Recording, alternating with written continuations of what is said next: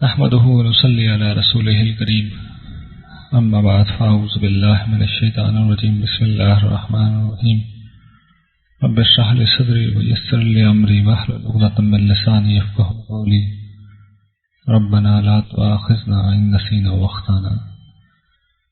حاضرین، ہم سورہ اعراف کا مطالعہ کر رہے ہیں اور آج اس کی دوسری فصل جہاں سے ہم آغاز کریں گے، لیکن میں یہ بیان کرتا چلوں کہ آج کا جو سیشن ہے اور جو گفتگو ہے وہ اس اعتبار سے اہم ترین ہے کہ آج قرآن کے ٹیکسٹ کی روشنی میں ہم یہ سمجھیں گے کہ کس طریقے سے یہ کتاب قرآن کریم واقعتاً اللہ کی کتاب ہے اور خود قرآن کریم میں اس کی سچائی کا ناقابل تردید ثبوت موجود ہے۔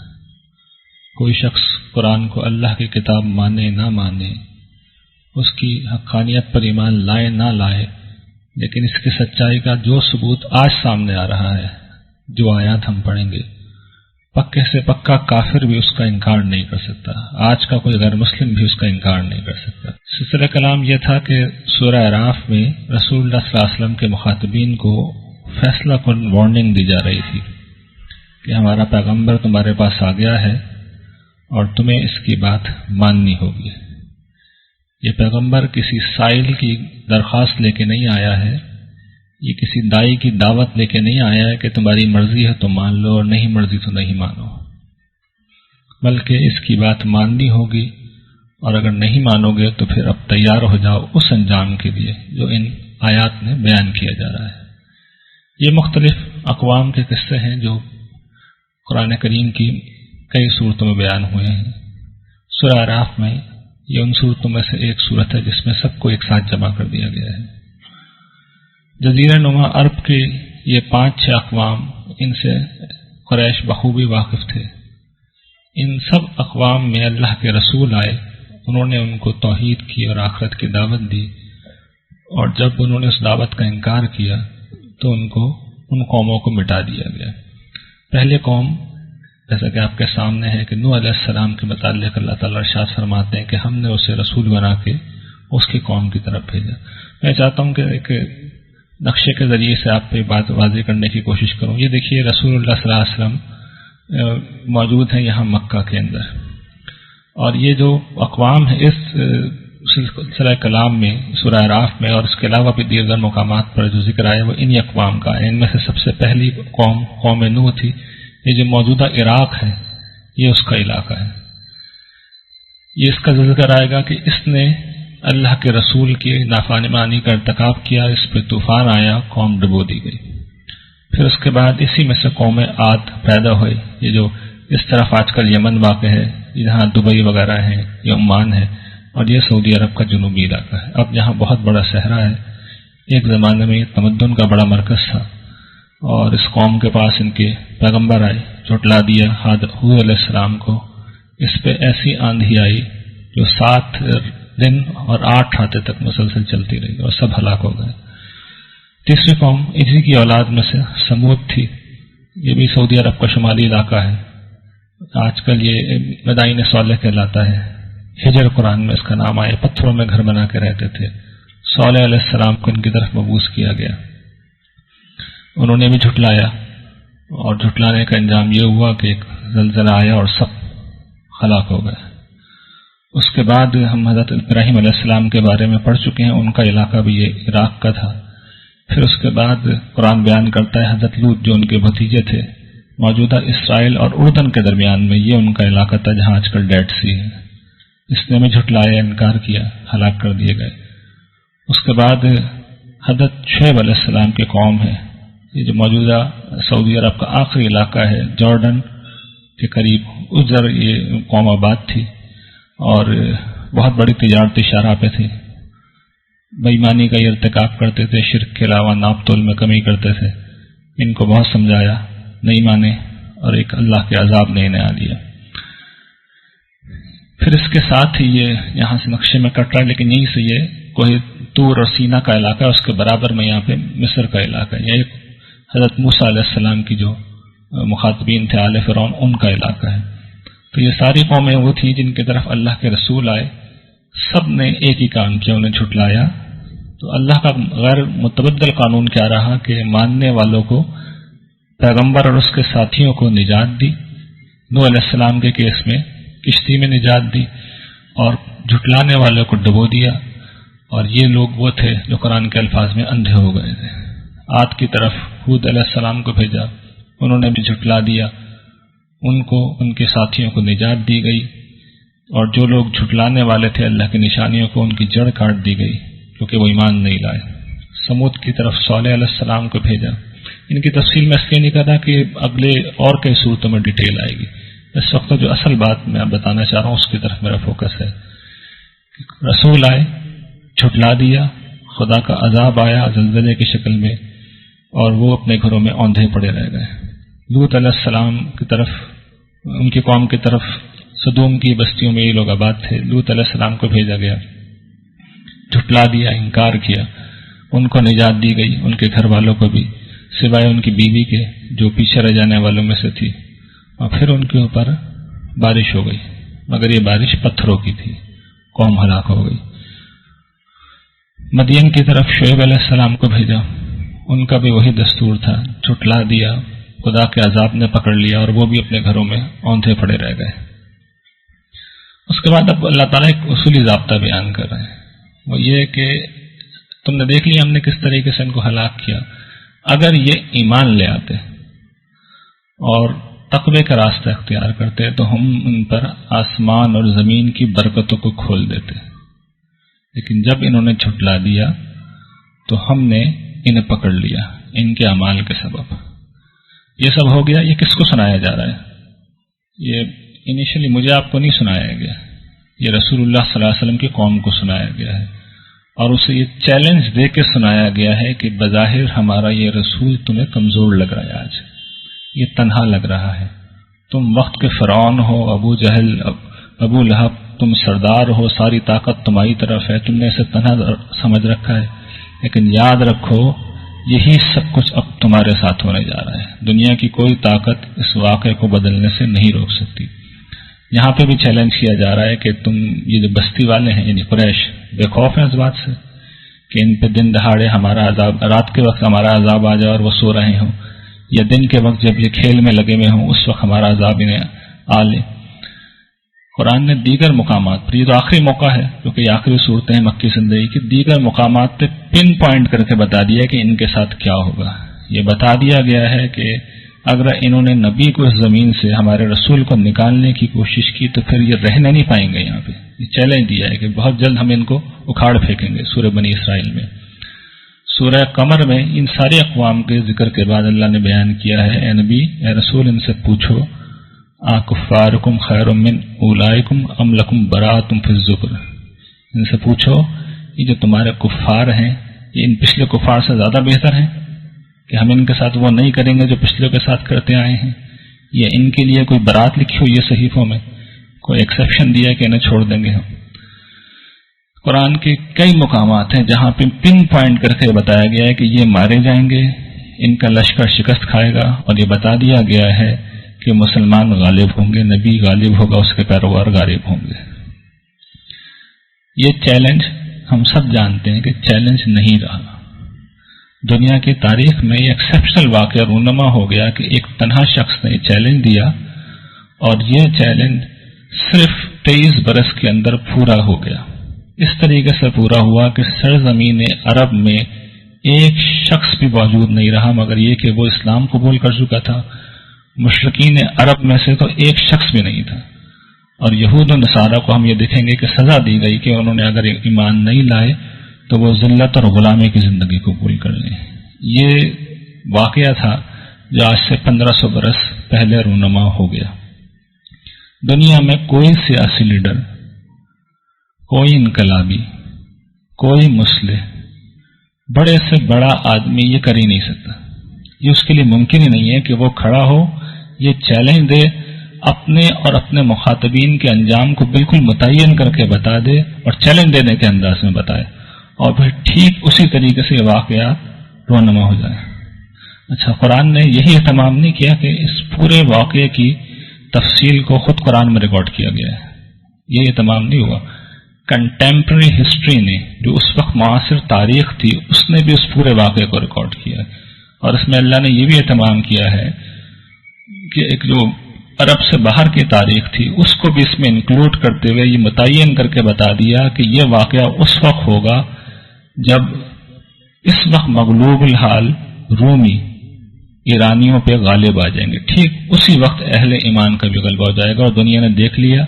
چنانچہ گبن نے جب لکھی ہے rise and fall of Roman empire تو اس نے اس بات کا اعتراف کیا ہے کہ یہ عجیب و غریب واقعہ تھا جو ہو گیا کہ عرب کے چرواہے کس طریقے سے غالب آ گئے اور اسی طریقے سے وہی جو پیش گوئی تھی جو نبی عربی نے کی تھی وہ پوری ہو گئی. یہ چیز کیا بتا رہی ہے؟ یہ چیز اس بات کا ایک بین ثبوت ہے کہ کوئی شخص قرآن پہ ایمان لائے نہ لائے، لیکن جو یہ واقعہ ہے جو میں نے ابھی آپ کے سامنے بیان کیا، دنیا کا کوئی آدمی اس کا انکار نہیں کر سکتا، اس لیے کہ یہ صرف قرآن میں ریکارڈ نہیں ہوا ہے، قرآن سے باہر کنٹمپرری ہسٹری نے بھی اس کو ریکارڈ کیا ہے. تو اس سے اگر کوئی شخص ذرا سے بھی عقل و شعور رکھتا ہے تو اس کو ماننے پہ مجبور ہو جائے گا کہ یہ کلام دراصل پروردگار عالم کا کلام ہے. یہ اس ہستی کا کلام ہے جو ماضی، حال، مستقبل کو یکساں طور پر دیکھتی ہے. اس کے بعد کسی شخص کے لیے ممکن نہیں رہتا کہ سوائے اس کے کہ وہ ضد اور ہٹ دھرمی پر تریائے وہ اس کتاب الہی ہونے کی حیثیت کا انکار کر سکے. یہ ایک بات. دوسری بات یہ کہ ہم مسلمانوں کے لیے سوچنے کی بات ہے وہ یہ کہ ٹھیک ہے یہ ہو گیا، رسول اللہ صلی اللہ علیہ وسلم کو غلبہ ہو گیا، لیکن اس میں ایک دوسری بات بھی بیان کی گئی ہے جو اصل بات ہے. یہ رسول کرنے کی عادت ہے. اصل میں یہ بتانے نہیں آتے تھے کہ یہ دنیا میں کیا ہونے جا رہا ہے. وہ اصل بات یہ بتانے آتے تھے کہ آخرت میں کیا ہوگا. وہ یہ بتانے آتے تھے کہ لوگوں تمہارا ایک پروردگار ہے جس نے تمہیں پیدا کیا ہے، اور پھر جب تم مرو گے تو وہ تمہیں دوبارہ اٹھائے گا. اور جس طریقے سے ہم نے دیکھا کہ رسولوں کی تاریخ میں کہ جو ان پہ ایمان لاتے ہیں ان کو اللہ تعالیٰ بچا کے زمین کا وارث بنا دیتا ہے. جس طریقے سے صحابہ کرام کو بنایا کہ تھوڑے ہی عرصے کے اندر وہ دنیا کی سول سپریم پاور بن گئے، اور جو منکرین تھے وہ وقت کے سردار تھے اور وہ گاجر مولی کی طرح کاٹ دیے گئے. ٹھیک یہی قیامت کے دن ہوگا کہ قیامت کے دن اس دنیا میں جو لوگ ایمان لائے اللہ تعالیٰ ان کو زمین کا بادشاہ بنا دے گا، ساری نعمتیں انہیں دے دے گا. اور دوسری بات یہ ہوگی کہ جو وقت کے فرعون ہیں، جو بڑے بڑے سردار ہیں، اگر وہ اللہ کے خلاف ہیں، اس کے مومن نہیں ہیں، عمل صالح نہیں کر رہے، تو جہنم کی ابدی جیل میں وہ ڈال دیے جائیں گے. تو اب میں آپ سے سوال یہ کر رہا ہوں کہ جب دنیا میں رسولوں کے غلبے والا واقعہ ہو گیا ہے تو ان کا جو اصل چیلنج تھا اور اصل دعوت تھی ان کی کہ آخرت میں بھی یہی سب کچھ ہوگا، تو میں اب آپ سے پوچھ رہا ہوں کہ یہ ہوگا یا نہیں ہوگا؟ کوئی شک ہے اس کے اندر؟ یعنی انہوں نے عام جو نبی ہوتے ہیں نا وہ صرف دعوت دیتے ہیں، اور دعوت کے نتائج ضروری نہیں کہ ان کی زندگی میں نکل آئیں. اس دنیا میں ضروری نہیں ہے کہ جو شخص صالح بھی ہو اسے دنیا میں بھی کوئی مقام مل جائے. رسول اس سے ایکسیپشنل کیس ہوتے ہیں. ان کے بارے میں اصول یہ ہے کہ جب وہ آتے ہیں تو اللہ تعالیٰ اپنی عدالت دنیا میں لگا دیتے ہیں. اور ایک حدیث کے مطابق اگر وہ صحیح ہے تقریباً 300 دفعہ اللہ تعالیٰ نے یہ کام کیا ہے، اور آخری دفعہ آج سے 1500 سال پہلے یہ کام کیا ہے، اور اس کے بعد فل سٹاپ لگا دیا کہ اب کوئی دوسرا انسان یہ کام کر نہیں سکتا. اور پھر نہ صرف یہ کہ اس کو قرآن کی شکل میں ریکارڈ کیا گیا بلکہ ہسٹری نے بھی اسے ریکارڈ کر لیا، اور ساری انسانیت کے لیے یہ قرآن کی سچائی کا ایک ثبوت ہے. تو یہ ہے وہ داستان جو قرآن میں آپ دیکھیں گے بار بار بیان ہوگی. یہ چونکہ ہم بیان کر چکے ہیں قرآن کا دوسرا گروپ ہے تو اس کے اندر ہی پہلی دفعہ زیر بحث آئی، اس لیے میں نے اس کی کچھ تفصیل کرنا مناسب سمجھا. پھر ان کے متعلق ایک اصولی ضابطہ بیان کیا جا رہا ہے کہ یہ بستیاں جن کی خبریں ہم تمہیں سنا رہے ہیں ان کے پاس ان کے رسول آئے روشن نشانیاں لے کے، لیکن جس چیز کو وہ پہلے جھٹلا چکے تھے وہ اس پہ ایمان نہیں لائے، اور اسی طرح اللہ تعالیٰ ان کافروں کے دلوں پہ ٹھپا لگا دیتا ہے. یعنی یہ مشرکین کی طرف اشارہ ہے کہ اب انہوں نے انکار کر دیا تو یہ ماننے کے نہیں. پھر ان 5 رسولوں کے بعد حضرت موسیٰ علیہ السلام کا بھی ذکر کیا اور ان کی داستان کو بھی اتنی تفصیل کے ساتھ بیان کیا، اور یہ بتایا گیا کہ کس طریقے سے وہ آل فرعون کی طرف، پوری مصری قوم کی طرف نہیں بھیجے گئے تھے. مصری قوم کو اللہ تعالیٰ نے تباہ نہیں کیا. قرآن نے واضح کیا ہے کہ فرعون اور اس کے ساتھیوں کی طرف. آیت کے الفاظ یہ ہیں کہ موسیٰ کو ہم نے بھیجا ان کے بعد اپنے نشانیاں لے کے فرعون اور اس کے حواریوں کی طرف، اس کے سرداروں کی طرف. قبطی قوم تباہ نہیں ہوئی تھی، صرف یہی لوگ تباہ ہوئے تھے. اس کے برخلاف باقی جو قومیں تھیں تو وہاں پہ پیچھے بھی آپ الفاظ اگر آپ نوٹ کیے اور آگے بھی آئیں گے تو ان کی بعثت پوری قوم کی طرف ہوئی تھی، تو اس قوم کو تباہ کیا گیا. اور پھر اس کی بڑی تفسیر اللہ تعالیٰ نے بیان کی ہے کہ دعوت لے کے وہ گئے، ایسے معجزات پیش کیے. یہ ساری تفصیل اللہ تعالیٰ نے اس لیے بتائی کہ کفار معجزات مانگ رہے تھے، تو اللہ تعالیٰ نے بتایا ہم نے انہیں عصا کا معجزہ بھی دیا، ان کا ہاتھ چمکدار ہو کے بھی نکلتا، تو اور بھی بہت سی نشانیاں دی اور ان کے سامنے کئی چیزیں لائی گئی لیکن انہوں نے مانا نہیں. ان کو چھوٹے چھوٹے عذاب بھی دیے گئے، طوفان ان پہ بھیجا گیا، ٹڈیاں، جوئیں، ان کے ہر چیز میں ٹڈیاں پیدا ہو جاتی تھیں، جوئیں آ جاتی تھیں، مینڈک نکل جاتے تھے، اور خون. یہ کوئی ایک دو چار گھروں میں نہیں ہوتا تھا، سب میں ایک ساتھ ہو جاتا تھا، اور حضرت موسیٰ کی بد دعا سے ہوتا تھا. تو ساری نشانیاں جو کفار مانگ رہے ہیں یہ قریش کو سب دکھا چکے ہیں. لیکن جو اصول ہے کہ ایک دفعہ جنہوں نے انکار کر دیا وہ دوبارہ ایمان نہیں لاتے تھے، تو یہ سب پہلے بھی بیکار گیا ہے، اب بھی اگر ہم دہرا دیں گے تو بیکار جائے گا. اس لیے رسول اللہ صلی اللہ علیہ وسلم کو سنایا جا رہا ہے کہ ان کی مطالبات پہ کان نہیں دھریں. اصول یہ ہے کہ جب انہوں نے نہیں مانا تو ہم نے ان سے انتقام لیا، ان کو ڈبو دیا دریا کے اندر، اس واسطے کہ وہ ہماری آیتوں کو جھٹلاتے تھے اور ان سے وہ غافل تھے. اب اس کے بعد یہ بنی اسرائیل کے متعلق اللہ تعالیٰ تفصیل کے ساتھ بیان کر رہے ہیں کہ ان کو ہم نے فرعون کو ڈبونے کے بعد ان کو ہم نے، یہ جو آپ کو یاد ہوگا حضرت ابراہیم کی دوسری نسل میں سے تھے، حضرت اسحاق علیہ السلام اور یعقوب علیہ السلام کی ایک نسل یہ تھی، ایک بنی اسماعیل تھی جس میں خود حضور آئے ہیں. تو ان کو پہلے یہ اللہ تعالیٰ نے منصب دیا کہ ان کو بحیثیت ایک امت کے اٹھایا، اور ان کے معاملے میں بھی اصول یہ تھا کہ وہ اگر اچھائی کریں گے، اگر خدا خوفی کا ثبوت دیں گے تو اللہ تعالیٰ کی رحمتیں انہیں فوراً اسی وقت جواب دیتی تھی، اپنا فضل اللہ تعالیٰ ان پہ کرتا تھا. اور اگر وہ نافرمانی کرتے تھے تو اللہ تعالیٰ کی طرف سے ان پہ عذاب آتا تھا. یہ بھی گویا کہ سزا و جزا کا ایک ثبوت ہے، اس لیے کہ جتنی بھی اللہ تعالیٰ کے نبیوں اور رسولوں کی جدوجہد ہے وہ قیامت کی سزا و جزا کی طرف متنبع کرنے کے لیے، متوجہ کرنے کے لیے، یہ بتانے کے لیے انسانوں کو کہ انہیں شتر بے مہار بنا کے نہیں چھوڑا گیا ہے بلکہ ایک روز ان کی پرسش ہوگی. تو یہ سارے اہتمام اس لیے کیے گئے ہیں کہ میرے اور آپ جیسے لوگ ان کو دیکھیں اور اس بات کا یقین لائیں کہ وہ جو کائنات بنانے والا ہے، چلانے والا ہے، وہ ابھی بھی یہیں موجود ہے. گرچہ وہ ہماری لغزشوں، بلکہ لغزشیں تو نہیں کہنا چاہیے، ہماری سرکشی کے باوجود بھی ہمیں نہیں پکڑتا، تو یہ مہلت کا ایک قانون ہے، وگرنہ سزا و جزا کا قانون اس نے ہمیں بتایا ہے کہ اس دنیا میں جاری ہے.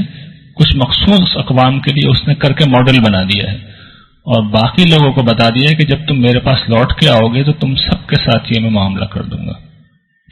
تو بنی اسرائیل کے متعلق یہ بیان کیا جا رہا ہے کہ ان کے ساتھ اللہ نے یہ معاملہ کیا، اپنا جو وعدہ تھا ان سے پورا کیا. ان کے صبر کی وجہ سے فرعون کو ہلاک کر کر زمین، جو سرزمین فلسطین و مصر تھی، شام، وہ ان کے حوالے کر دی گئی. جب فرعون ڈوب گیا اور وہ لوگ وہاں سے نکلے تو اب یہ ان کے بارے میں بیان ہو رہا ہے کہ جیسے ہی وہ وہاں سے باہر نکلے مصر کی سرزمین سے، تو انہوں نے کچھ لوگوں کو اپنے بتوں کے سامنے بیٹھے دیکھا.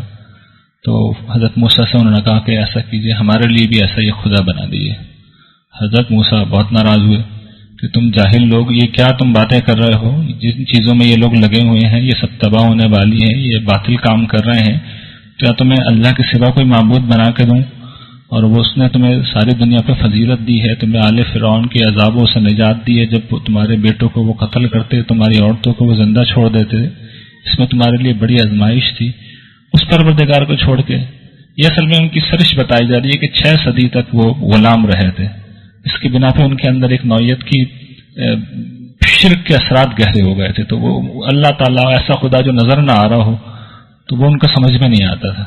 تو یہ اس کا ایک انہوں نے مظاہرہ کیا.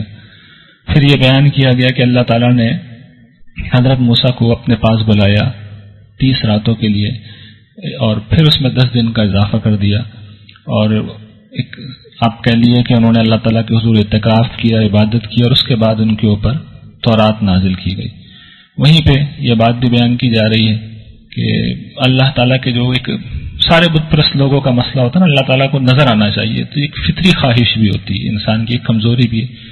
تو حضرت موسیٰ نے بھی درخواست کی، پروردگار میں آپ کو دیکھنا چاہتا ہوں۔ تو اللہ تعالیٰ نے کہا کہ موسیٰ ٹھیک ہے، یہ سامنے پہاڑ ہے دور، اسے دیکھو، اگر یہ میں اس پہ تجلی ڈالتا ہوں، اگر یہ اپنی جگہ پہ کھڑا رہ گیا تو تم مجھے دیکھ لینا، اور اگر نہیں رہ سکا تو پھر تم فیصلہ کر لو۔ اس کے بعد اللہ تعالیٰ نے تجلی اپنی جب ڈالی تو پہاڑ تو وہ ریزہ ریزہ ہو کے بکھر گیا، حضرت موسیٰ بھی ہوش ہو کے گر گئے، اور جیسے ہوش میں آئے تو انہوں نے اللہ تعالیٰ سے کہا تو پاک ہے میرے رب، میں توبہ کرتا ہوں اور میں سب سے پہلا مومن میں ہی ہوں۔ یہ اللہ تعالیٰ نے واضح کر دیا کہ دیکھنے کی خواہش فطری ہے، لیکن میں اس لیے اپنے آپ کو نہیں دکھا رہا کہ تم میری تاب نہیں لا سکتے۔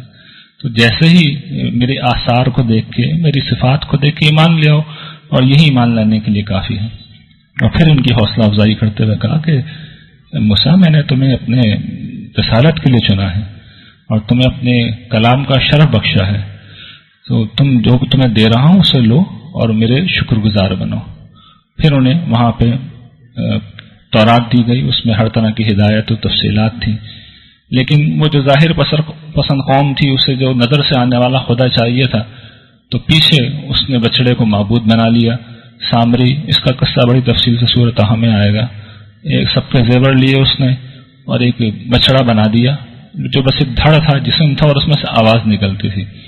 تو اللہ تعالیٰ کہتے ہیں کہ یہ دیکھتے نہیں کہ وہ نہ ان سے باتیں کرتا ہے اور نہ انہیں راستے کی طرف ہدایت دیتا ہے، صرف ایک دھڑ بن گیا، بچڑے کی شکل بن گئی اور اس میں سے آواز نکل رہی ہے۔ تو یہ کیسے احمق ہیں کہ انہوں نے اسے معبود بنا لیا۔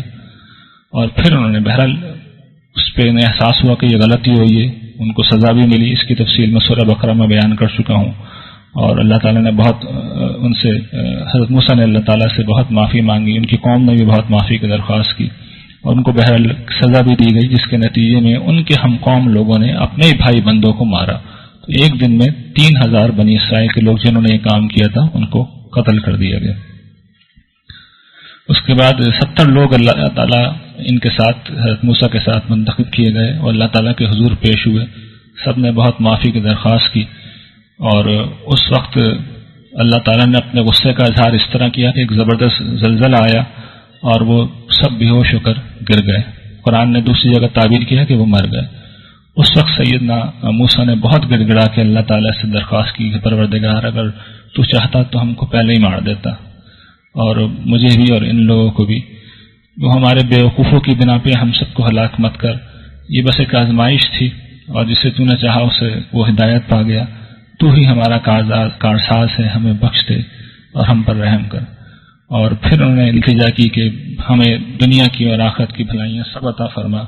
اب اس کا جو جواب اللہ تعالیٰ سلسلہ کلام روک کے یہاں پہ دے رہے ہیں، یعنی اب یہ کمنٹ اس وقت جواب نہیں دیا تھا اللہ تعالیٰ نے، اب یہ خاص طور پہ جو موجودہ یہودی تھے رسول اللہ صلی اللہ علیہ وسلم کے، ان کو سنایا جا رہا ہے کہ ہم اپنی رحمتیں کس کو دیتے ہیں۔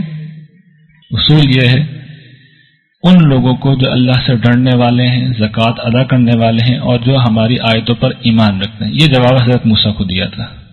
اب اس کے بعد مزید یہ کہہ رہے ہیں کہ یہ وہ لوگ ہیں یہ رسول نبی امی، دیکھیے رسول اللہ صلی اللہ علیہ وسلم کے تینوں منصب بیان کر دیے۔ آپ اصل میں رسول تھے، یعنی وہ ہستی تھے جس کی قوم کا فیصلہ ان کے سامنے ہی ہونا تھا۔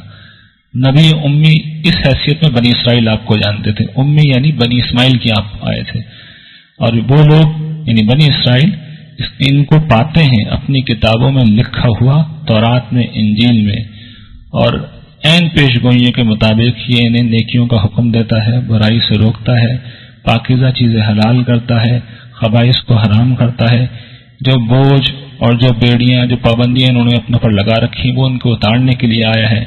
تو بس اب جو اس پہ ایمان لائیں گے، اس کی تکریم کریں گے، اس کی مدد کریں گے، جو نور اس کے ساتھ نازل ہوا ہے اس کی پیروی کریں گے، وہی فلاح پائیں گے۔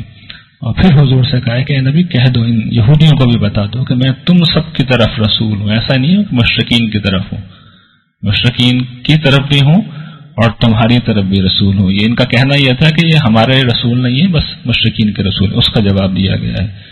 اور ان سب کی طرف، تم سب کی طرف بھیجا گیا ہوں، اس ہستی کی طرف سے جس کے لیے آسمان و زمین کی بادشاہی ہے، اس کے سوا کوئی معبود نہیں، زندہ کرتا ہے وہی مارتا ہے، بس تم ایمان لاؤ اللہ پر، اس کے رسول نبی امی پر جو اللہ کو مانتا ہے، اس کی کلمات کو مانتا ہے، اور اسی کی پیروی کرو تاکہ تم ہدایت پا جاؤ۔ وآخر دعوانا الحمدللہ رب العالمین۔